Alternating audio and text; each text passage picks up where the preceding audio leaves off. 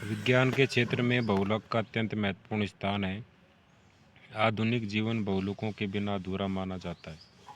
हमारे दैनिक उपयोग की लगभग सभी वस्तुएं जैसे प्लास्टिक की थैलियाँ, बोतलें, पाइप, खिलौने, कपड़े, जूते, रबर, टायर, बिजली के तारों की कोटिंग, कंघी, ब्रश, कुर्सी, मेज, mobile cover, pen, switch, plug आदि सभी किसी न किसी बहुलक से बने होते हैं।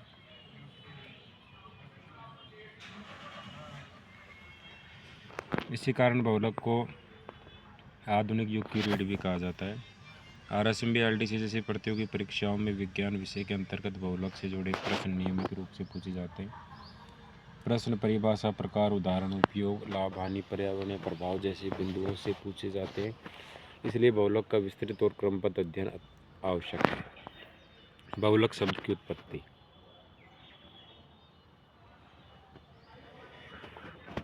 बहुलक शब्द अंग्रेजी के पॉलीमर शब्द का हिंदी रूपांतरण है। यह शब्द दो ग्रीक शब्दों से बना है। पॉली का अर्थ है अनेक, मर का मतलब इकाई। अतः अनेक छोटी छोटी इकाइयों से मिलकर बने विशाल अणु को बहुलक कहते हैं। ये इकाइयाँ आपस में रासायनिक बंधों द्वारा जुड़ी होती हैं। बहुलक की परिभाषा, डेफिनेशन ऑफ पॉलीमर। बहुलक वह विशाल अणु या मैक्रो अणु होता है जो अनेक समान या विभिन्न प्रकार के छोटे अणुओं मोनोमर के आपस में जुड़ने से बनता है। सरल शब्दों में बहुत सारे मोनोमर अणु मिलकर एक बड़ा अणु बनाते हैं, उसे बहुलक कहते हैं। उदाहरण, एथीन से पॉलीथीन बनता है, विनाइल क्लोराइड से PVC बनता है, आइसोप्रीन से प्राकृतिक रबड़ बनता है। मोनोमर वह छोटा अणु होता है जो बहुलक निर्माण की मूल इकाई होता है। मोनोमर में सामान्यतः द्विबंध या क्रियाशील समूह पाए जाते हैं, जिसके कारण वे आपस में जुड़ सकते हैं। उदाहरण, एथीन C2H4 पॉलीथीन का मोनोमर, विनाइल क्लोराइड PVC का मोनोमर, कैप्रोलैक्टम नायलॉन 6 का मोनोमर। बहुलीकरण, पोलिमराइजेशन। मोनोमर अणुओं के आपस में रासायनिक रूप से जुड़कर बहुलक बनाने की प्रक्रिया को बहुलीकरण कहते हैं। इस प्रक्रिया में हजारों या लाखों मोनोमर इकाइयों की एक श्रृंखला बनती है। बहुलीकरण की प्रक्रिया में ताप, दाब, उत्प्रेरक तथा समय की भूमिका होती है। बहुलीकरण के प्रकार। बहुलीकरण मुख्यतः दो प्रकार का होता है, योगात्मक बहुलीकरण, संघनन बहुलीकरण। इन दोनों प्रकारों से जुड़े प्रश्न परीक्षा में बार बार पूछे जाते हैं। योगात्मक बहुलीकरण। इस प्रकार के बहुलीकरण में मोनोमर अणु आपस में जुड़ते हैं और किसी भी प्रकार का उप उत्पाद नहीं बनता। इस प्रक्रिया में सामान्यतः असंतृप्त यौगिक भाग लेते हैं, जिनमें द्विबंध या त्रिबंध होता है। विशेषताएं, कोई उप उत्पाद नहीं बनता। असंतृप्त मोनोमर भाग लेते हैं। उच्च ताप और दाब की आवश्यकता होती है। वृद्धि, श्रृंखला वृद्धि द्वारा बहुलक बनता है। उदाहरण के लिए पॉलीथीन, PVC, पॉलीस्टराइन। उदाहरण समीकरण, NCS2 = CH2CH2CH2N। एथीन से पॉलीथीन का निर्माण। संघनन बहुलीकरण, कंडेंसेशन, पॉलिमराइजेशन। इस प्रकार के बहुलीकरण में बहुलक के निर्माण के साथ साथ जल, अमोनिया या हाइड्रोजन क्लोराइड जैसे छोटे अणु उप उत्पाद के रूप में निकलते हैं। इसमें सामान्यतः द्विक्रियात्मक या बहुक्रियात्मक मोनोमर भाग लेते हैं। विशेषताएं, उप उत्पाद बनता है, संतृप्त यौगिक भाग लेते हैं, मजबूत और कठोर बहुलक बनते हैं। उदाहरण के लिए नायलॉन 6 बैकलाइट, टेरिलीन। बहुलकों को वर्गीकरण, क्लासिफिकेशन ऑफ पॉलीमर्स। बहुलकों को विभिन्न आधारों पर वर्गीकृत किया गया है ताकि उनका अध्ययन आसान हो सके। मुख्य वर्गीकरण इस प्रकार: उत्पत्ति के आधार पर, संरचना के आधार पर, उपयोग के आधार पर, बहुलीकरण की प्रकृति के आधार पर। उत्पत्ति के आधार पर बहुलक। उत्पत्ति के आधार पर बहुलक दो प्रकार के होते हैं, प्राकृतिक बहुलक और कृत्रिम बहुलक। प्राकृतिक बहुलक, नेचुरल पॉलीमर्स। प्राकृतिक बहुलक। जो बहुलक प्राकृतिक स्रोतों से प्राप्त होते हैं उन्हें प्राकृतिक बहुलक कहते हैं। ये बहुलक प्रकृति द्वारा स्वयं निर्मित होते हैं और जैविक क्रियाओं में महत्वपूर्ण भूमिका निभाते हैं। प्राकृतिक बहुलकों के उदाहरण: स्टार्च, सेल्यूलोज, प्रोटीन, प्राकृतिक रबड़, DNA। स्टार्च पौधों में पाए जाने वाला एक प्रमुख प्राकृतिक बहुलक है। यह पौधों का भोजन संग्रह पदार्थ होता है। स्टार्च का निर्माण ग्लूकोज की इकाइयों से होता है। उपयोग: भोजन के रूप में, कागज उद्योग में, कपड़ा उद्योग में। सेल्यूलोज पौधों की कोशिका भित्ति का मुख्य घटक है। यह कपास, लकड़ी और पेड़ पौधों में प्रचुर मात्रा में पाया जाता है। उपयोग: कागज से निर्माण, कपड़ा उद्योग, रेयान निर्माण। प्रोटीन: प्रोटीन जैविक बहुलक है जो अमीनो अम्लों से बने होते हैं। ये जीवों के शरीर की संरचना और कार्यों में महत्वपूर्ण भूमिका निभाते हैं। उदाहरण हीमोग्लोबिन एंजाइम। हार्मोन। प्राकृतिक रबड़। प्राकृतिक रबड़ आइसोप्रीन के बहुलीकरण से बनते हैं। यह रबड़ के पौधों से प्राप्त लैटेक्स से निकाला जाता है। गुण अत्यधिक लोचदार, जलरोधी, विद्युत का कुचालक। उपयोग टायर, जूते, दस्ताने। बहुलक का पार्ट सेकंड देखते हैं। कृत्रिम बहुलक, सिंथेटिक पॉलीमर्स। जो बहुलक मानव द्वारा प्रयोगशाला या उद्योगों में कृत्रिम रूप से तैयार किए जाते हैं उन्हें कृत्रिम बहुलक कहा जाता है। इन बहुलकों का निर्माण विशिष्ट आवश्यकताओं को ध्यान में रखकर किया जाता है। आधुनिक उद्योग, चिकित्सा, परिवहन, संचार, कृषि और घरेलू उपयोग में कृत्रिम बहुलकों की भूमिका अत्यंत महत्वपूर्ण है। कृत्रिम बहुलकों की सबसे बड़ी विशेषता यह है कि इन्हें आवश्यकतानुसार कठोर, लचीला, हल्का, मजबूत या ऊष्मा प्रतिरोधी बनाया जा सकता है। इसी कारण आज प्राकृतिक बहुलकों की तुलना में कृत्रिम बहुलकों का उपयोग बढ़ गया है। कृत्रिम बहुलकों के उदाहरण polythene, polyvinyl chloride, PVC, nylon, Teflon, bakelite, polystyrene. Polythene सबसे अधिक उपयोग में आने वाला कृत्रिम बहुलक है। इसका निर्माण एथीन मोनोमर के योगात्मक बहुलीकरण द्वारा किया जाता है। पॉलीथीन हल्का, मजबूत, सस्ता और जलरोधी होता है। पॉलीथीन के प्रकार निम्न घनत्व पॉलीथीन LDPE, उच्च घनत्व पॉलीथीन HDPE। उपयोग प्लास्टिक की थैलियाँ, बोतलें, पैकेजिंग, कागज़, खिलौने। पॉलीविनाइल क्लोराइड PVC का निर्माण विनाइल क्लोराइड मोनोमर से किया जाता है। यह कठोर, मजबूत और रसायनों के प्रतिरोधी बहुलक है। गुण जलरोधी, विद्युत का कुचालक, सस्ता और टिकाऊ। उपयोग पानी की पाइप, बिजली के तारों की कोटिंग, रेनकोट। फर्श सामग्री पॉलीस्टाइरीन स्टाइरीन मोनोमर से बनने वाला बहुलक है। हल्का और कठोर होता है। उपयोग thermocol, packaging box, disposable plate और गिलास। टेफ्लॉन का रासायनिक नाम पॉलीएट्राफ्लोरोथेन है। यह अत्यंत ऊष्मा प्रतिरोधी रासायनिक रूप से निष्क्रिय बहुलक है। गुण उच्च ताप सहन क्षमता, घर्षण बहुत कम, रसायनों से अप्रभावित। उपयोग नॉन स्टिक बर्तन, रासायनिक उद्योग, विद्युत इंसुलेशन। नायलॉन एक महत्वपूर्ण कृत्रिम रेशा है जिसका निर्माण संघनन बहुलीकरण द्वारा किया जाता है। नायलॉन मजबूत, हल्का और लचीला होता है। नायलॉन के प्रकार नायलॉन 6, नायलॉन 6। उपयोग कपड़े, रस्सियाँ, मछली पकड़ने के जाल, टूथब्रश। बैकलाइट पहला पूर्णतः कृत्रिम प्लास्टिक है। इसका निर्माण फिनोल और फॉर्मेल्डिहाइड से किया जाता है। यह ऊष्मा स्थायी प्लास्टिक का उदाहरण है। गुण कठोर, ऊष्मा प्रतिरोधी, विद्युत का कुचालक। उपयोग switch, plug, electric board. Plastic के वे बहुलक होते हैं जिन्हें गर्म करके मनचाहे आकार दिया जा सकता है। आज प्लास्टिक जीवन का अभिन्न अंग बन चुका है। प्लास्टिक के मुख्य प्रकार ऊष्मा प्लास्टिक, ऊष्मा स्थायी प्लास्टिक, ऊष्मा प्लास्टिक, थर्मोप्लास्टिक। वे प्लास्टिक गर्म करने पर नरम हो जाते हैं और ठंडा करने पर कठोर हो जाते हैं। इन्हें बार बार पिघलाकर नया आकार दिया जा सकता है। उदाहरण पॉलीथीन, PVC, नायलॉन। उपयोग खिलौने, बोतलें, घरेलू सामान। ऊष्मा स्थायी प्लास्टिक, थर्मोसेटिंग प्लास्टिक। ये प्लास्टिक एक बार आकार देने के बाद दोबारा नरम नहीं होती। ये अत्यधिक कठोर और मजबूत होते हैं। उदाहरण बैकलाइट, मेलामाइन।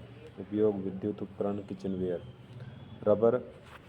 रबर एक लोचदार बहुलक है। इसमें खिंचाव की क्षमता होती है और खींचने के बाद ये पुनः अपने मूल आकार में लौट आता है। रबड़ के प्रकार प्राकृतिक रबड़, कृत्रिम रबड़। प्राकृतिक रबड़ आइसोप्रीन मोनोमर से बनता है। यह रबड़ के पौधे से प्राप्त लेटेक्स से तैयार किया जाता है। उपयोग टायर, दस्ताने, जूते। कृत्रिम रबड़ प्रयोगशाला में बनाया जाता है और प्राकृतिक रबड़ से अधिक टिकाऊ होता है।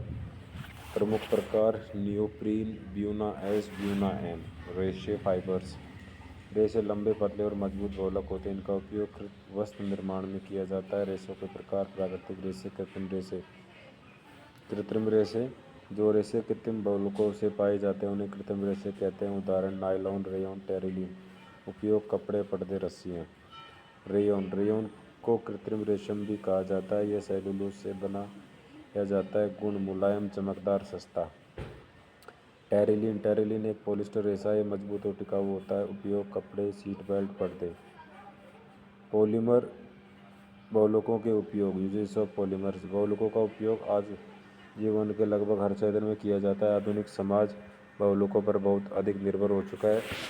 घरेलू उपयोग से लेकर उद्योग, चिकित्सा, कृषि, परिवहन, संचार और अंतरिक्ष विज्ञान तक बहुलोकों का व्यापक उपयोग है। घरेलू उपयोग प्लास्टिक की बाल्टी, कुर्सी और मेज़, पानी की बोतलें, रसोई के बर्तन, मोबाइल कवर, औद्योगिक उपयोग मशीनों के पुर्जे, पाइप और टैंक, पैकेजिंग सामग्री, चिकित्सा क्षेत्र, सर्जिकल दस्ताने, सिरिंज, कृत्रिम अंग, दवाइयों की पैकिंग। बहुलोकों के लाभ, एडवांटेजेस ऑफ पॉलीमर्स। बहुलोकों के अनेक लाभ हैं जिनके कारण इनका उपयोग तेजी से बढ़ाए। मुख्य हल्के होते हैं, मजबूत टिकाऊ होते हैं, जंग नहीं लगती, जल रोधी होते हैं, विद्युत कुचालक होते हैं, सस्ते और आसानी से उपलब्ध, मनचाही आकार में डाले जा सकते हैं। इन्हीं लाभों के कारण बहुलोकों ने धातु, लकड़ी और कांच जैसे पारंपरिक सामग्रियों की जगह ले ली है। बहुलोकों के नुकसान, डिसएडवांटेजेस ऑफ पॉलीमर। जहाँ बहुलोकों का अनेक लाभ है वहीं इनके कुछ गंभीर नुकसान भी है जिन्हें नज़रअंदाज नहीं किया जा सकता। मुख्य नुकसान, जैव अपघटित नहीं होते, पर्यावरण प्रदूषण फैलाते हैं, जल निकासी प्रणालियों का अवरुद्ध करते हैं, मिट्टी की उर्वरता घटाते हैं, पशु पक्षियों के लिए हानिकारक है। प्लास्टिक कचरा लंबे समय तक पर्यावरण में बना रहता है और धीरे धीरे माइक्रो प्लास्टिक में बदल जाता है। पर्यावरण पर बहुलोकों का प्रभाव, बहुलोकों विशेषकर प्लास्टिक का पर्यावरण पर गहरा प्रभाव पड़ा है। प्लास्टिक प्रदूषण आज वैश्विक समस्या बन चुका है। भूमि प्रदूषण, प्लास्टिक कचरा जमीन में दब जाने से मिट्टी की गुणवत्ता खराब हो जाती है। जल प्रदूषण, नदियाँ, झीलों और समुद्रों में प्लास्टिक पहुंचकर जलीय जीवों को नुकसान पहुंचाता है। वायु प्रदूषण, प्लास्टिक जलने से जहरीली गैस निकलती है जो स्वास्थ्य के लिए हानिकारक है। जैव अपघट्य बहुलक, बायोडिग्रेडेबल पॉलीमर्स। जैव अपघट्य बहुलक वे होते हैं जो सूक्ष्म जीवों द्वारा अपघटित हो जाते हैं और पर्यावरण को कम नुकसान पहुंचाते हैं। उदाहरण, लैक्टिक एसिड, PLA, पॉलीहाइड्रॉक्सीब्यूटाराइट। उपयोग, पैकेजिंग, चिकित्सा क्षेत्र, डिस्पोजल वस्तुएं। जैव अपघट्य बहुलक पर्यावरण संरक्षण की दिशा में एक महत्वपूर्ण कदम है। बहुलकों का पुनर्चक्रण, रिसाइक्लिंग ऑफ पॉलीमर्स। पुनर्चक्रण का अर्थ है उपयोग में लिए गए बहुलकों को पुनः उपयोग योग्य बनाना। यह प्लास्टिक प्रदूषण को कम करने का प्रभावी उपाय है। पुनर्चक्रण के लाभ, कचरे में कमी, प्राकृतिक संसाधनों की बचत, पर्यावरण संरक्षण, ऊर्जा की बचत। प्लास्टिक पर बने त्रिकोण चिन्ह और संख्या पुनर्चक्रण को दर्शाते हैं। प्लास्टिक प्रदूषण का रोकथाम, प्लास्टिक प्रदूषण को रोकने के लिए सामूहिक प्रयास आवश्यक है। उपाय, सिरिंज यूज, प्लास्टिक से बचाव, कपड़े या जूट की थैलियों का उपयोग, पुनर्चक्रण को बढ़ावा, जागरूकता अभियान, सरकारी नियमों का पालन। प्रतियोगी परीक्षाओं, उपयोगिता त्याग, जान वारंटेड फैक्ट्स। बहुलक को मैक्रोमोलिक्यूल कहा जाता है। बहुलक की मूल इकाई मोनोमर है। PVC का मोनोमर विनाइल क्लोराइड है। पॉलीथीन योगात्मक बहुलक है। नायलॉन संघनन बहुलक है। बेकलाइट ऊष्मा स्थायी प्लास्टिक है। टेफ्लॉन घर्षण रहित होता है। रेयान को कृत्रिम रेशम कहा जाता है। RSM या LDC में पूछे जाने वाले प्रश्नों के प्रकार। बहुलक की परिभाषा, बहुलक का वर्गीकरण, प्राकृतिक, कृत्रिम बहुलक, ऊष्मा प्लास्टिक और ऊष्मा स्थायी प्लास्टिक, नायलॉन, PVC, टेफ्लॉन के उपयोग, पर्यावरण प्रभाव। निम्न बिंदुओं से प्रश्न अक्सर MCQ के रूप में आते हैं।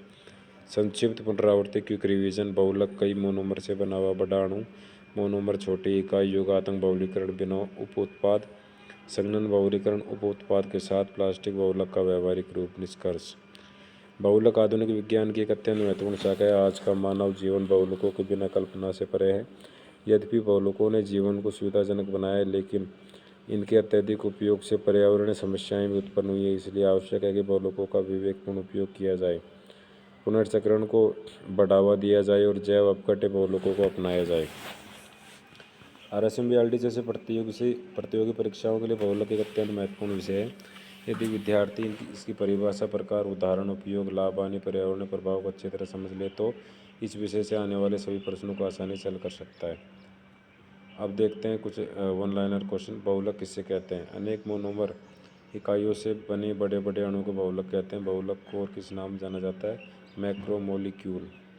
बहुलक की मूल इकाई का नाम क्या है? मोनोमर। बहुलक शब्द किन भाषाओं से बना है? ग्रीक भाषा से। पोली शब्द का अर्थ क्या है? अनेक।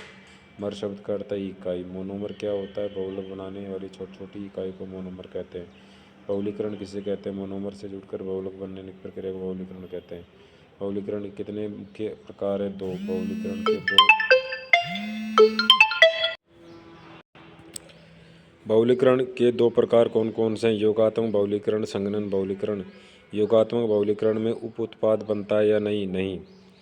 संघनन बहुलीकरण में क्या बनता है? बहुलक के साथ उप उत्पाद। पॉलीथीन किस बहुलीकरण से बनता है? योगात्मक बहुलीकरण से। नायलॉन किस बहुलीकरण से बनता है? संघनन बहुलीकरण से। एथीन किस बहुलक का मोनोमर है? पॉलीथीन का। विनाइल क्लोराइड किस बहुलक का मोनोमर है? PVC का। प्राकृतिक बहुलक का उदाहरण देखो, सेलुलोज। स्टार्च किसका उदाहरण है? प्राकृतिक बहुलक। सेलुलोज कहाँ पाया जाता है? पौधे की कोशिका में। प्राकृतिक रबर का मोनोमर क्या है? आइसोप्रीन। रबर किस गुण के लिए प्रसिद्ध है? लोच के लिए। कृत्रिम बहुलक का एक उदाहरण लिख लिए। नायलॉन। पीवीसी का पूरा नाम क्या है? Polyvinyl chloride. टेफ्लॉन का रासायनिक नाम क्या है? पॉलीटेट्राफ्लोरेथीन। टेफ्लॉन का मुख्य गुण क्या है? घर्षण रहित होना। बैकलाइट किस प्रकार का प्लास्टिक है? ऊष्मा स्थायी प्लास्टिक। ऊष्मा प्लास्टिक किसे कहते हैं जो गर्म करने पर नरम हो जाए? ऊष्मा स्थायी प्लास्टिक की विशेषता क्या है? दोबारा गर्म नहीं होते। पॉलीथीन किस प्रकार का प्लास्टिक है? ऊष्मा प्लास्टिक। नायलॉन का उपयोग कहाँ होता है? कपड़े और रस्सियाँ बनाने में। रेयन को क्या कहा जाता है? कृत्रिम रेशम। टेरिलिन किस प्रकार का रेशा है? कृत्रिम रेशा। प्लास्टिक का सबसे बड़ा नुकसान क्या है? जैव अपघटित न होना। प्लास्टिक प्रदूषण किसे प्रभावित करता है? भूमि, जल और वायु को। जैव अपघटित बहुलक क्या होते हैं जो सूक्ष्म जीवों द्वारा नष्ट हो जाते हैं? जैव अपघटित बहुलक का उदाहरण लिखिए। Polylactic acid. पुनर्चक्रण का अर्थ क्या है? कचरे का पुनः उपयोग। प्लास्टिक पुनर्चक्रण क्यों आवश्यक है? प्रदूषण कम करने के लिए। पॉलीस्टाइरीन का उपयोग कहाँ होता है? थर्माकोल बनाने में। बैकलाइट का उपयोग कहाँ होता है? स्विच और प्लग बनाने में। पीवीसी का मुख्य उपयोग क्या है? पाइप बनाने में। बहुलकों का मुख्य लाभ क्या है? हल्के और मजबूत। बहुलक किस अवस्था में पाए जाते हैं? ठोस अवस्था में। बहुलक किस विज्ञान शाखा से संबंधित है? रसायन विज्ञान। नियोप्रीन किसका उदाहरण है? कृत्रिम रबड़ का। ब्यूना एस क्या है? एक कृत्रिम रबड़। बहुलक आधुनिक जीवन के लिए क्यों आवश्यक है? क्योंकि दैनिक जीवन की वस्तु इन्हीं से बनती है। प्लास्टिक जलाने से क्या होता है? जहरीली गैसें निकलती हैं। बहुलक परीक्षा में किस रूप में पूछे जाते हैं? MCQ one liner. अरेसिम्बियल डिसिम बहुलक क्यों महत्वपूर्ण है? इससे बार बार प्रश्न आते हैं।